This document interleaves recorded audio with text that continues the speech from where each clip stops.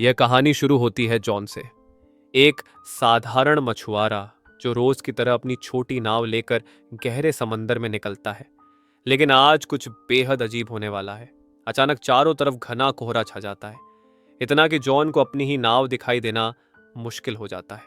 रास्ता भटकते भटकते उसकी नजर एक अजीब सी, बिल्कुल सुनसान नाव पर पड़ती है। जिज्ञासा में वह अपनी नाव उस जहाज से बांध कर अंदर चला जाता है। लेकिन जैसे ही कदम अंदर रखता है, वह दंग रह जाता है। पूरी नाव एकदम खाली, कोई इंसान नहीं, कोई आवाज नहीं, बस डराने वाला सन्नाटा। अजीब बात यह कि जहाज अंदर से बिल्कुल नया नया लग रहा था। खाना ताज़ा रखा हुआ, कपड़े करीने से मुड़े हुए और हर जगह इंसानी मौजूदगी के निशान। लेकिन खुद इंसान एक भी नहीं। जॉन इंजन चालू करने की कोशिश करता है, पर इंजन बिल्कुल टेट पड़ा था। वह दूरबीन से चारों ओर देखता है कि शायद कोई पास हो, लेकिन कोहरे ने पूरा समंदर निगल लिया था। निराश होकर वह रेडियो ऑन करता है और संदेश भेजता है, यह जहाज फंस गया है, कोई सुन रहा हो तो जवाब दे। संदेश भेजकर वह अपनी छोटी नाव की तरफ लौटता है, लेकिन शौक वहीं मिलता है। उसकी अपनी नाव गायब थी, जबकि उसने उसे अच्छी तरह बांधा था। तभी अचानक पूरा कोहरा हट जाता है, आसमान साफ हो जाता है और दोपहर हो चुकी होती है। जॉन की समझ के बाहर था कि आखिर इस जहाज पर हो क्या रहा है। वापस लौटने का कोई रास्ता न होने पर वह जहाज के नक्शे देखने लगता है ताकि रास्ता समझ सके। लेकिन सबसे बड़ी दिक्कत, इंजन खराब। अगर उसे बचना है तो इंजन ठीक करना ही होगा। वह पूरे जहाज में टूल ढूंढता है और घंटों मशक्कत के बाद इंजन आखिरकार ठीक कर लेता है। थोड़ी राहत मिलती है, लेकिन रहस्य अभी खत्म नहीं हुआ। जॉन फिर से रेडियो पर मदद बुलाने की कोशिश करता है, लेकिन इस बार भी कोई जवाब नहीं। थोड़ी देर बाद वह ऊपर डेक पर आता है और बाहर जाकर राहत करने की सोचता है। वह अकेला ही किनारे खड़ा होता है कि तभी किसी अदृश्य ताकत ने उसे जोर से धक्का दिया और वह सीधा समुद्र में गिर पड़ता है। जॉन की हालत बेहद खतरनाक थी। पानी का तेज दबाव और समंदर की भारी लहरें उसे नीचे खींचने लगीं, लेकिन उसने रील को कोर पकड़ लिया और किसी तरह खुद को डूबने से बचा लिया। जान पर खेलकर वह धीरे धीरे रील के सहारे खींचता हुआ वापस जहाज पर चढ़ आया। लेकिन इसी दौरान उसका काम अधूरा ही रह गया था, इसलिए वह दोबारा नीचे टॉयलेट की तरफ जाने लगा।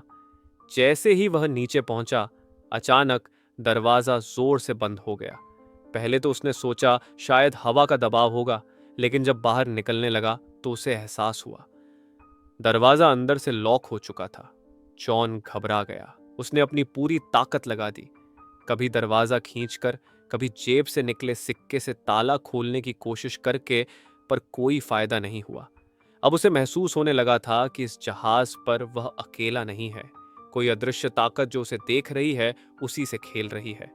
वह चिल्लाया, जो भी हो, दरवाजा खोल दो, मैं चोर नहीं हूं।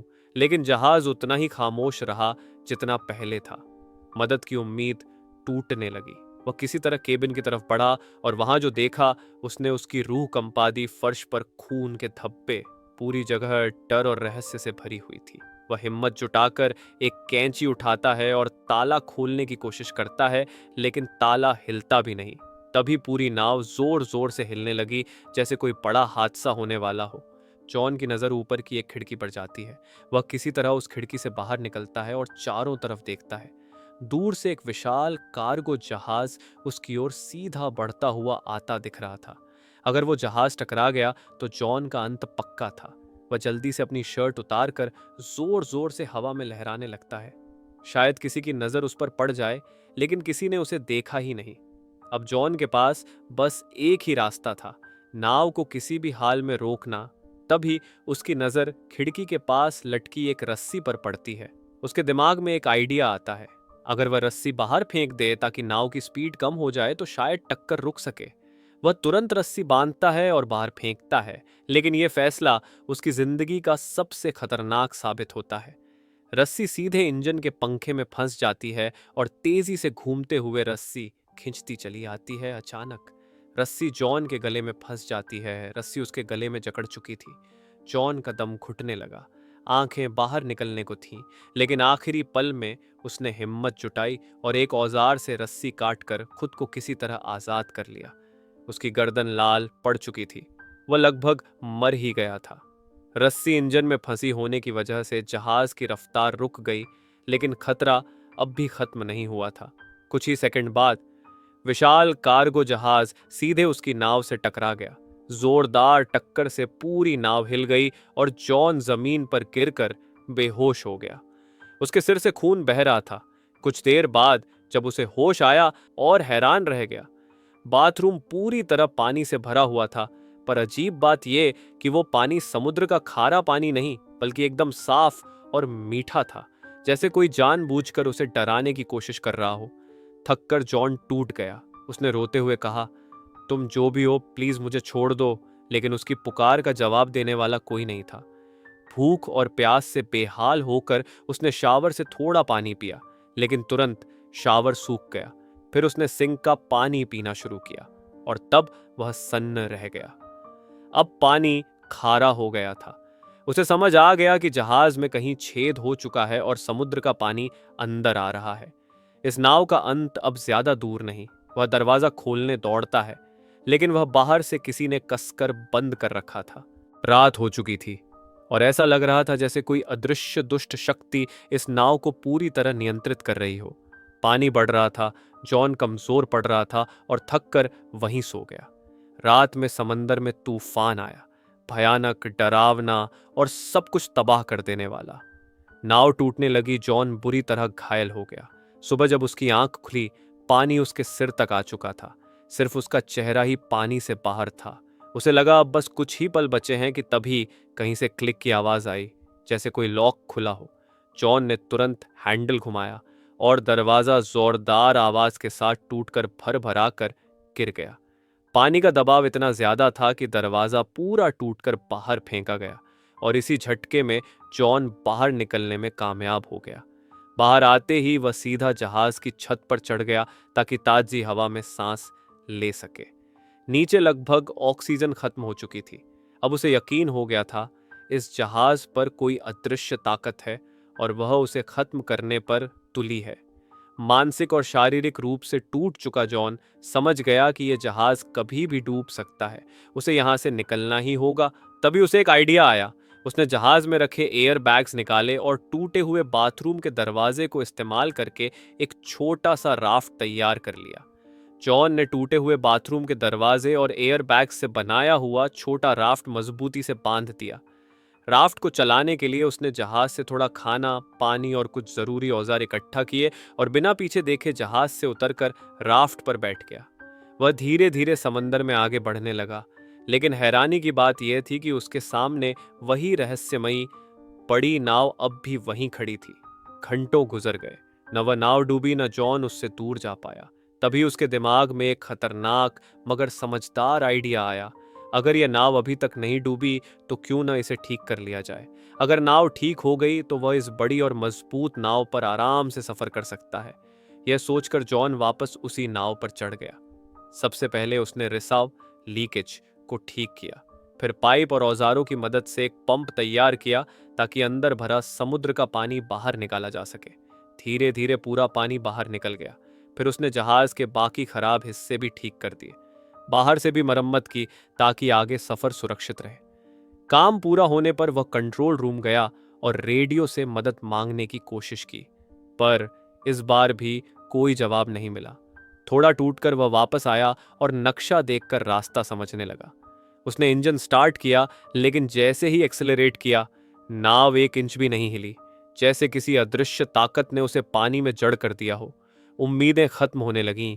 तभी अचानक उसे दूर से एक और जहाज आता दिखा। यही उसका एकमात्र मौका था।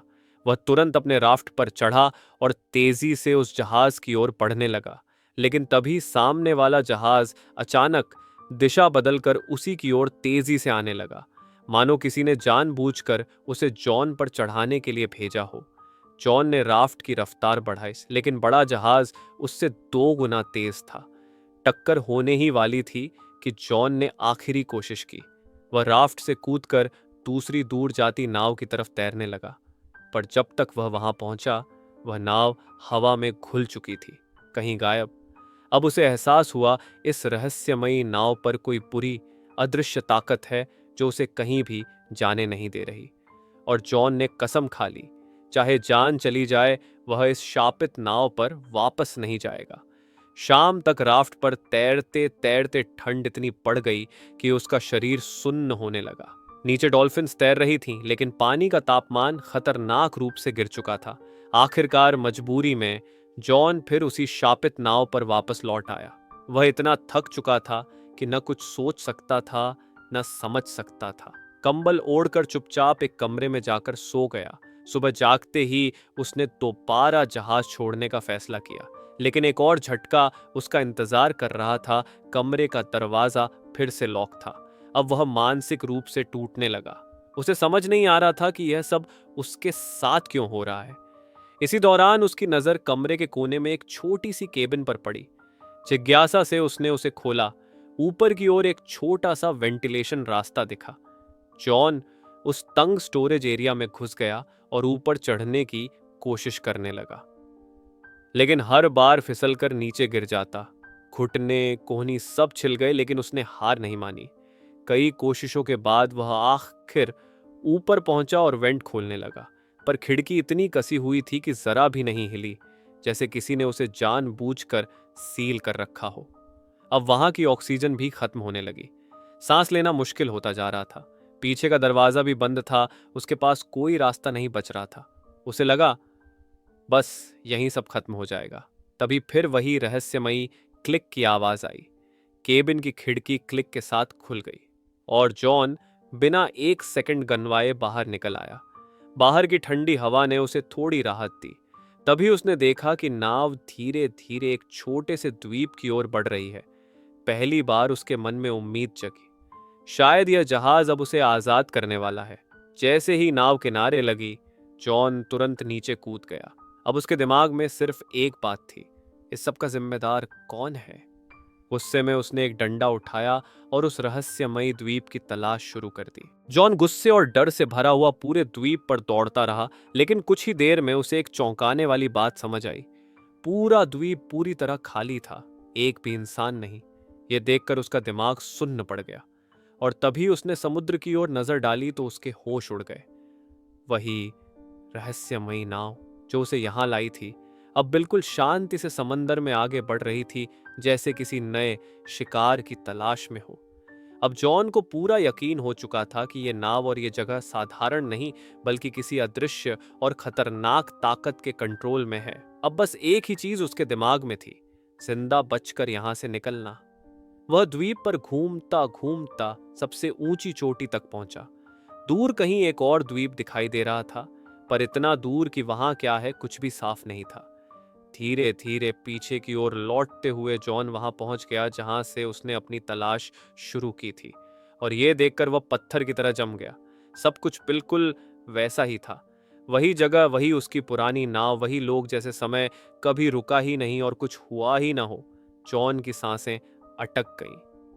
ये सब तो असंभव था। क्या वो सच में इस डरावने चक्र में फंसा हुआ था, या फिर ये कोई ऐसा बुरा सपना था जिससे वो जाग नहीं पा रहा। जॉन कुछ भी समझ नहीं पा रहा था। एक तरफ वो रहस्यमयी नाव, खाली द्वीप, बंद कमरे और क्लिक की अजीब आवाजें, दूसरी तरफ वही पुरानी जगह जहां सब कुछ पहले जैसा दिखाई दे रहा था। अब एक बात साफ थी, जो उसने झेला वो उसका भ्रम नहीं था, लेकिन असली राज ये था कि उसकी नाव वापस वहीं कैसे आ गई, और ये द्वीप हर बार उसे एक ही जगह पर क्यों लाकर छोड़ देता है। यही था इस रहस्यमयी नाव का सबसे खतरनाक सच।